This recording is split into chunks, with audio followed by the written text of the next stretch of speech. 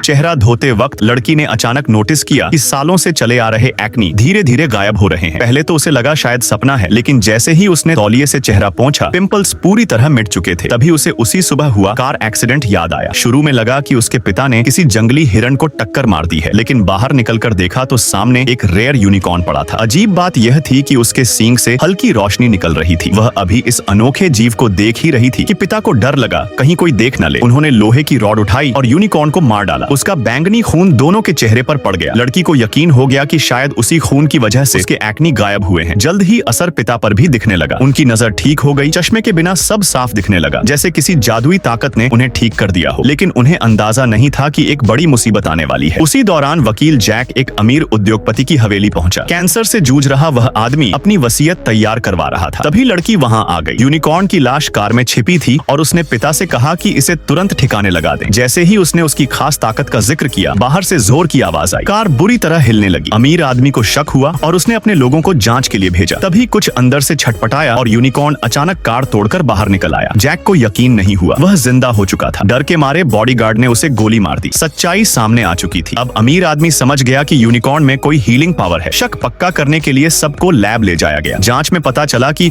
उसके खून में कुछ खास नहीं, लेकिन उसका सींग बेहद अलग था। शायद असली ताकत वही थी। यह सुनते ही वह आदमी उत्साहित हो गया। उसने सींग पीसकर उसका पाउडर बनवाया और आईवी के जरिए खुद को लगवाया। हैरानी की बात यह थी कि एक ही डोज के बाद उसका कैंसर गायब हो गया। वह बिना सहारे चलने लगा, लाठी तक फेंक दी। अब उसे इसमें एक बड़ा बिजनेस दिखने लगा। अगर यूनिकॉर्न के सींग दवा बन जाएं, तो बेहिसाब पैसा कमाया जा सकता था। लेकिन लड़की बेचैन हो गई। उसने यूनिकॉर्न पर रिसर्च की। पता चला कि मिडिल एजेस में भी ऐसे जीव पाए गए थे। उस दौर में मुनाफे के लालच में उन्हें मारा गया। कई बीमारियां ठीक हुई, लेकिन बाद में सब किसी भयानक कर्ज का शिकार हो गए और दर्दनाक मौत मरे। उसने अमीर आदमी को चेतावनी दी, मगर लालच ने उसकी आंखें बंद कर दी थी। उसने यूनिकॉर्न को पैक करवाकर कहीं और भेज दिया और पिता बेटी के सम्मान में एक भव्य पार्टी रखी। अचानक हवेली की बिजली चली गई। मोबाइल फोन तक काम नहीं कर रहे थे। थोड़ी देर में बिजली लौट आई और सबने राहत की सांस ली। तभी बाहर से एक डरावनी दहाड़ गूंजी। एक डॉक्टर को अचानक सिहरन हुई और अगले ही पल उस पर कुछ छिटक पड़ा। आंखें खोलते ही सब सन्न रह गए। एक सींग उसकी छाती को भेद चुका था। तभी सबको समझ आया यूनिकॉर्न सिर्फ एक नहीं था, बाहर वाला बदला लेने आया था। बॉडीगार्ड्स ने घबराकर फायरिंग शुरू कर दी, लेकिन यूनिकॉर्न बिजली जैसी फुर्ती से हमला करता गया और कई लोगों को पल भर में ढेर कर दिया।